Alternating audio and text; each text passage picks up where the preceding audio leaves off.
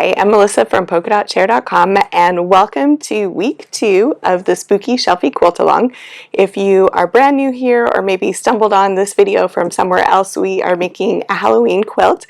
The name of the quilt is the Spooky Shelfie Quilt, and you can grab it in my shop. I'll add links in the description.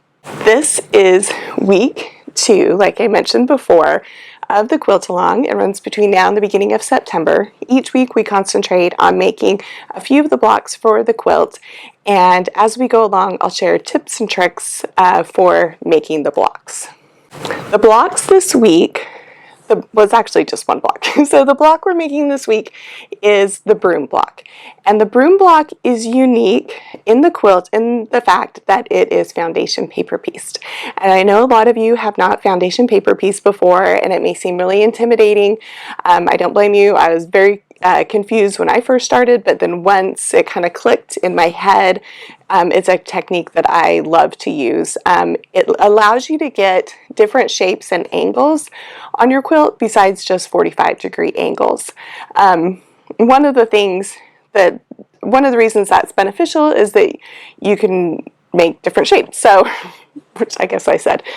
One of the reasons that's beneficial is just gives you more options when it comes to making what I refer to as picture quilt blocks, so quilt blocks that look like a photograph of something.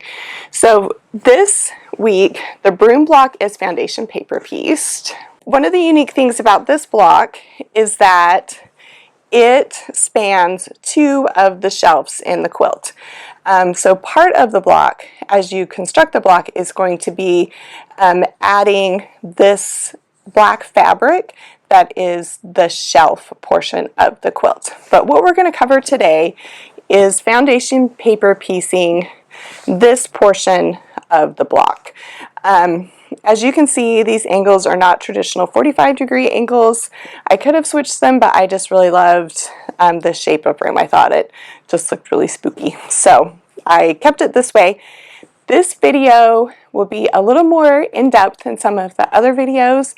I'm going to film myself making the bottom portion of this block so that you can see what you need to do as you make the block. If you foundation paper pieced before, feel free to skip ahead.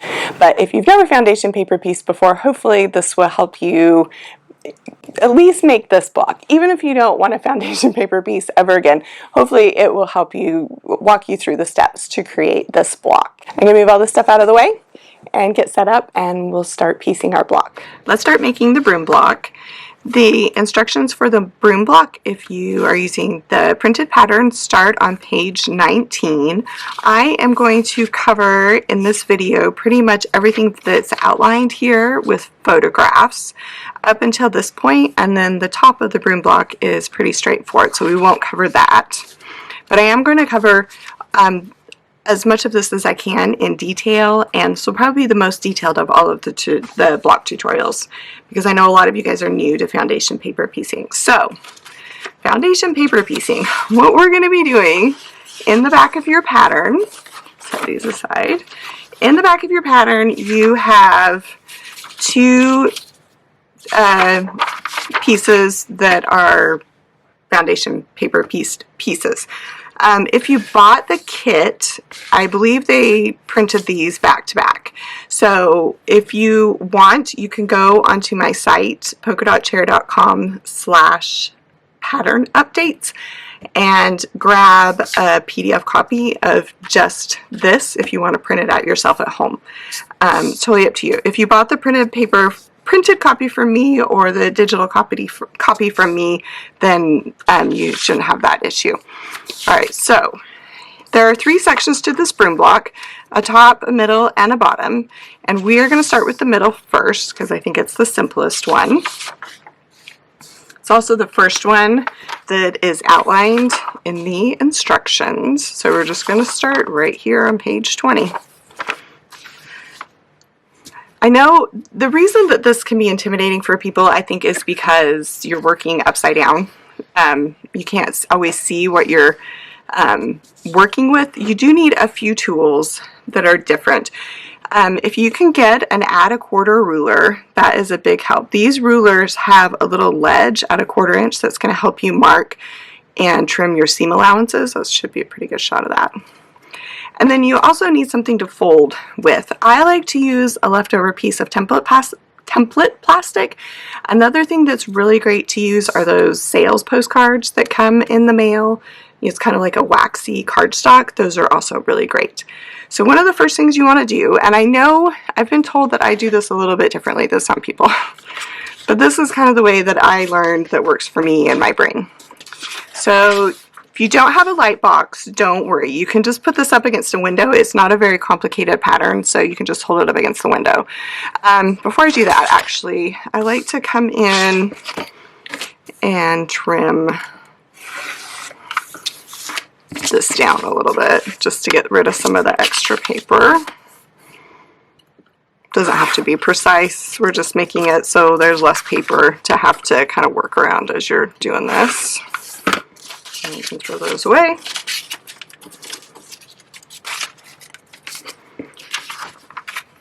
Alright, so I'm going to take my piece of fabric that's noted on the pattern. Now, normally foundation paper piecing patterns don't have measurements. I did include suggested size of fabric to cut. If you are an experienced foundation paper piecer, then you might not need that. But if I just find for people that are new that is something that's helpful to have the measurement on there. That is the size of the fabric that goes on this section. It is not the size of the finished section. So what you want to do is put your fabric wrong side up on your light box. And of course, I forgot to charge my light box. We'll see. Yeah, of course, there it goes. It's gone. See if I can get another second out of it. Nope, it's not working. So this is a pretty straightforward piece. So I know if I flip this back, what you want to do is make sure that your fabric is inside of this line is on the inside of your fabric. You want to make sure like this top piece is above this, not below this. And then also if you're working directional fabric, this portion of the Broom Block, the fabric goes this direction if you're working with directional fabric. If you're not working with directional fabric, then it's not anything that you need to worry about. Alright, so I've got that on there. And then I'm just going to place a pin. And off camera, I'm going to take this over to my window just to double check that I've got everything correct. But use a light box and remember to charge your light box. What I like to do is I like to cut my seam allowance on the first piece, which a lot of people that foundation paper piece don't cut a seam allowance until they piece the second piece, but I like to do it the first piece. So what you want to do is take this straight edge and line it up on this line. Actually, let's start over here because we need to go in order. Line up in the line between B1 and B2. So the order that you do this in is 1, 2, 3. And a lot of foundation paper piecing patterns will have even more pieces, but this is, so we're going to go between B1 and B2. And what I'm going to do is I'm going to use this template to hold the paper as I fold it. So that, fold that right there. Then I'm going to take my add a quarter ruler, I'm going to bump it up against the edge here. Then I'm going to use my rotary tool and cut this piece off. Set this aside. Now what I'm going to do is flip it fabric side up and take one of the two pieces of fabric that are noted in the pattern and place it right there so that the two edges of the fabric are even.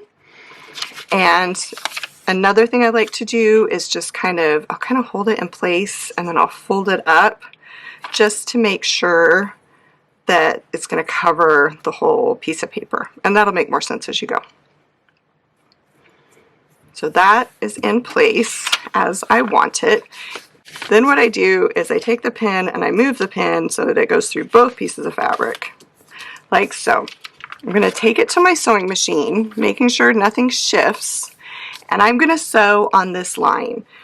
This outside line is your seam allowance, and then this is the part of the block that shows, and you need to make sure that you sew inside, you sew into the seam allowance. So these foundation paper piece blocks include seam allowance.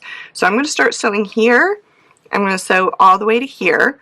I am going to change my stitch length on my machine to a 1.5. That just gives it a little bit more grip, and it'll make the paper easier to tear out in the next step. All right, I have the piece just exactly as I did at my cutting table. I'm just going to do a quick check here and make sure my fabric hasn't shifted. And then on the paper side, I am going to just sew along this line.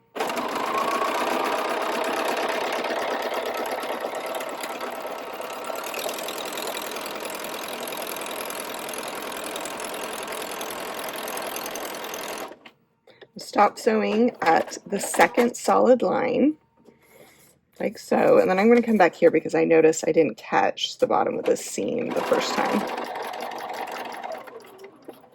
You don't need to backstitch. This is sewn. I'm going to take it to my iron, and I'm just going to flip this up and then quickly press this in place. Now this technique is one that will be a lot simpler if you have an ironing station and a cutting mat close to your sewing machine. If you're constantly standing up and moving back and forth, then you might find it a little bit more cumbersome. So I definitely recommend trying to do some sort of setup where you don't have to move around as much. Okay, so now we're going to do the same thing on the other side.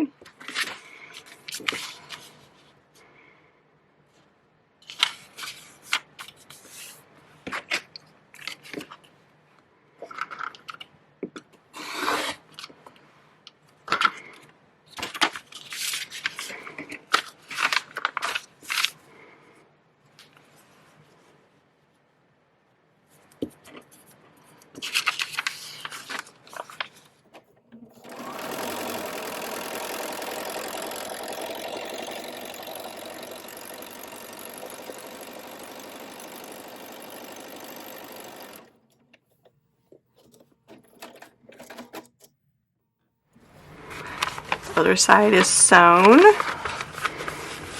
and press. Now this one is really simple because it's only 3 pieces. So at this point for this section, all that's left to do is trim on the outside line.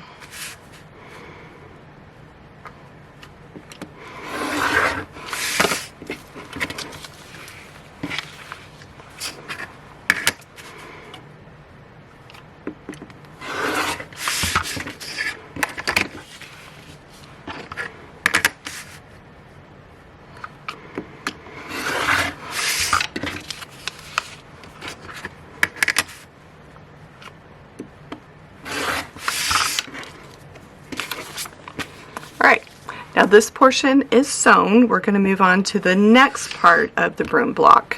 There are 2 more sections to the broom block, section A and C. I'm going to work on A since the C is essentially the same as the last one was. So we're going to start here with A1, and we're going to start with the 5x5 fabric piece. And I'm going to use my trusty light box. I just went and got the cord for it. So you're always going to start fabric side down.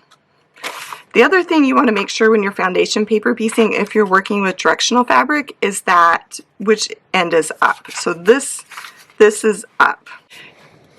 What you need to do, and you can see you definitely have a generous piece of fabric to start with here. So I like to put it in the center. And you can also, if you want, you can fussy cut this a little bit because there's a little bit of a pattern here. So I don't know if you can see it on, you probably can't see it on the camera, but you can kind of see how the angle of this lines up with the angle of the print here. Put the pin in it. You can also use a dab of fabric glue if you want.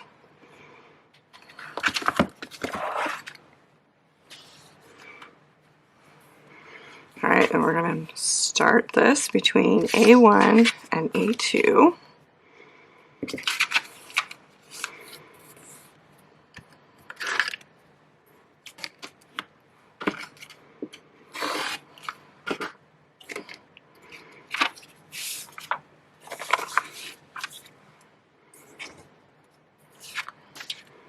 Right, and then we're going to take this piece, and I'm going to get my light box back out just to double check I've got this going the right way. So what you want to do at this point to make sure that this fabric is going the right direction, like you could put it all the way up here, you could put it all the way down here.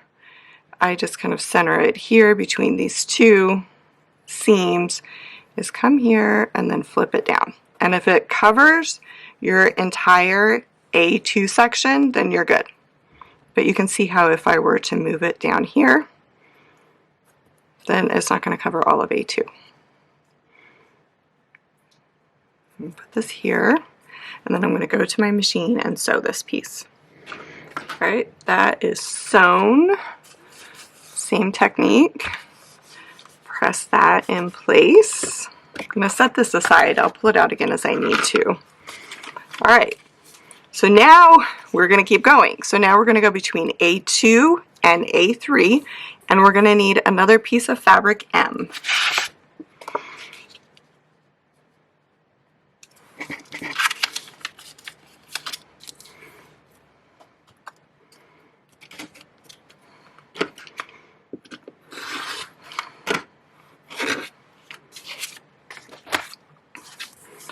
All right, now at this point, if you are using directional fabric, my assumption is that you would like this fabric to be going the same direction as this fabric. So for that reason, if you look on your pattern, because I forget this, if you look at your pattern on page 22, you can see the direction that you need to face your fabric so that it ends up going the correct direction. So what we're going to do on this one, instead of placing this here, we are going to place this piece here, rotated at a 45-degree angle. So that after we sew this, let me make sure I know which way we're sewing it. Oh, and that's the wrong way. So we're going to place this. Normally, we would go like this, but we want our fabric to go a specific direction, and it's easier to do it this way than to have you guys cut a bunch of weird pieces. So we're just going to place this as so, and then you can see when it flips up that fabric is going the same direction. And then if you have a light box, it's beneficial at this point, I think. We're going to use our light box. And you're just going to see you're sewing right here. So we need to move this over because you need to know where you're sewing. You're sewing along this line right here. And then I'm just going to flip it up and make sure that that would cover the entire section. And it looks like it does. You have one more piece that you're going to have go here. Actually, I'm going to just move this over all the way to the edge there just to be safe. And I'm going to fold that back, and there's my line. There I can see that it's going to cover the whole line. All right, we're back. Moment of truth. Flip this up and press it. And you can see that did indeed work. Now we're going to move along to section between A3 and A4. So pretty much what you're doing is you're just going fabric side up, paper side up, fabric side up, paper side up. You're just doing that over and over again. Put this in here, and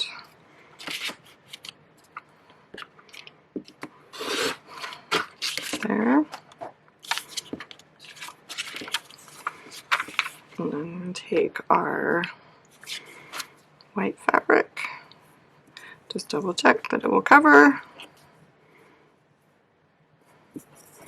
flip it back up to paper side up, and sew along the line between A2 and A3. And that's sewn. We'll press it. And as I mentioned before, you can see, I don't know if you can, maybe you can see it better here. it is noted in the pattern where you sew into the seam allowance and where you don't. Like, you don't sew this first piece into the seam allowance, but now I'm going to move over here and go between A1 and A5, and I will sew into the seam allowance there, but between A5 and A6 I don't sew into the seam allowance till there, and then A7 I sew in here. So what that does is it just keeps your fabric from getting sewn on top of each other. So I'm going to go ahead and I'm going to move along and sew the other side. I'll start the other side, but I won't do the whole thing on camera just because it's exactly the same as the first side.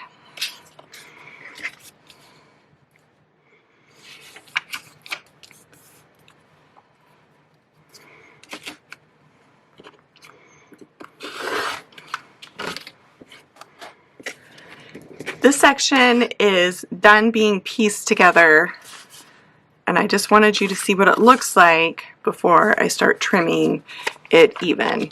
Again, make sure you trim on the outside line, not the inside line.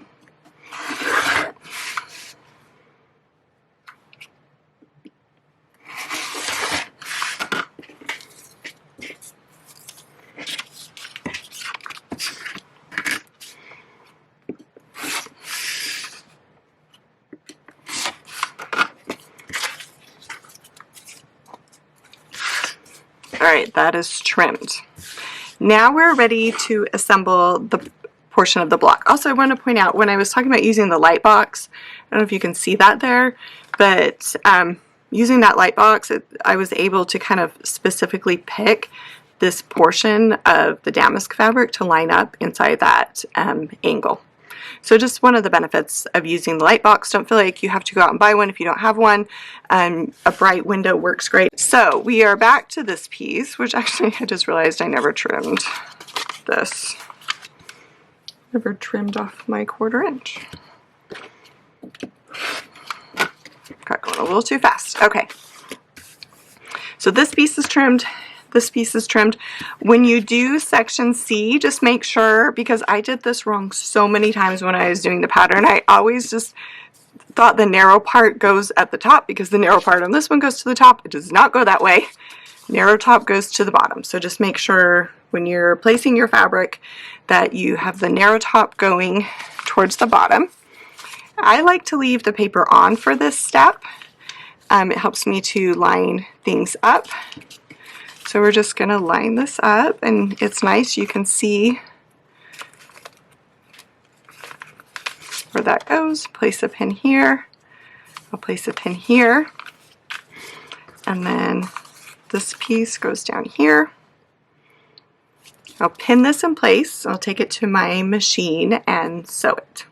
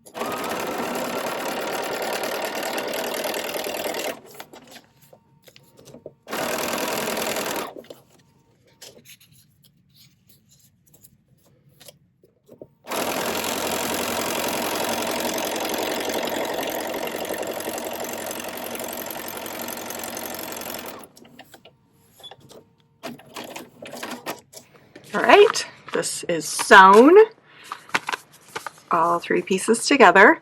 It's up to you if you want to press it now or press it after you take the paper out. I usually press it both times. I like to press it at least now because that paper just really helps you get a nice crisp seam.